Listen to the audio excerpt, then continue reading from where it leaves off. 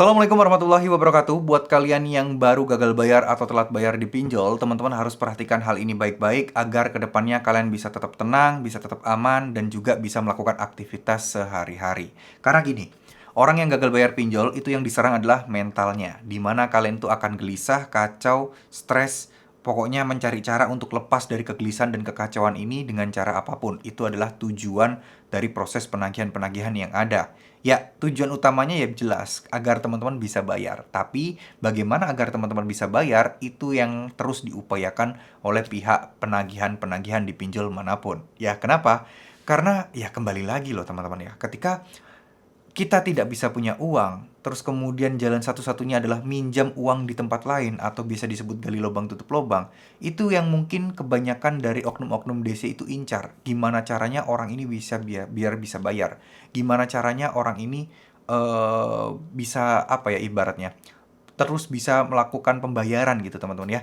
Mau apapun caranya, mau gali lubang tutup lubang, apapun itu, gimana caranya biar mereka bisa bayar. Itu yang jadi tujuan utamanya. Nah, sekarang, kalau misalnya kalian merasa gelisah, kalian merasa cemas, dan lain sebagainya, teman-teman harus tahu satu hal, bahwa ya segala inputan dari mereka, informasi dari mereka, tujuannya nggak lain dan nggak bukan adalah membuat kita bayar. Itu dulu yang harus teman-teman ketahui.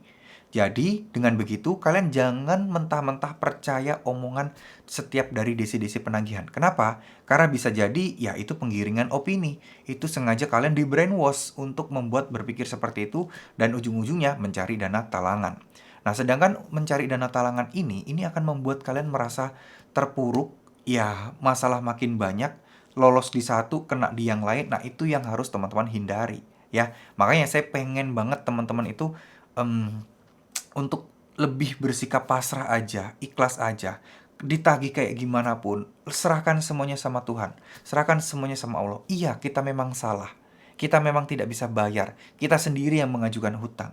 Tapi kan kita juga tidak pernah tahu ya, apalagi waktu itu kepepet, tidak pernah tahu bahwa utangnya itu sangat besar, bunganya bertambah dan lain sebagainya. Ya, dari sini kita harus mulai memperbaiki diri. Jangan sampai terlalu terlarut dalam kesalahan-kesalahan, penyesalan-penyesalan, nggak akan ada temu solusinya. Paling benar adalah kita berpasrah, ikhlaskan semuanya apapun yang terjadi, karena sebenarnya resiko galbay di pinjol legal itu aman-aman aja. Nggak ada yang berat, ya teman-teman. Tanamkan di hati kalian, tanamkan di pikiran kalian. Dan yang paling penting, yang paling teman-teman harus waspadai dan harus ketahui adalah, ya teman-teman setidaknya teman-teman sudah mulai untuk ya berusaha belajar untuk ikhlas. Teruslah berdoa. Doanya jangan sampai putus, jangan sampai telat. Ibadahnya dikencengin. Ya, tempuh jalur langit, tempuh ikhtiar semaksimal mungkin, niatkan dalam hati untuk membayar, tapi jangan dipaksakan untuk membayar dalam waktu cepat kalau memang tidak ada uangnya.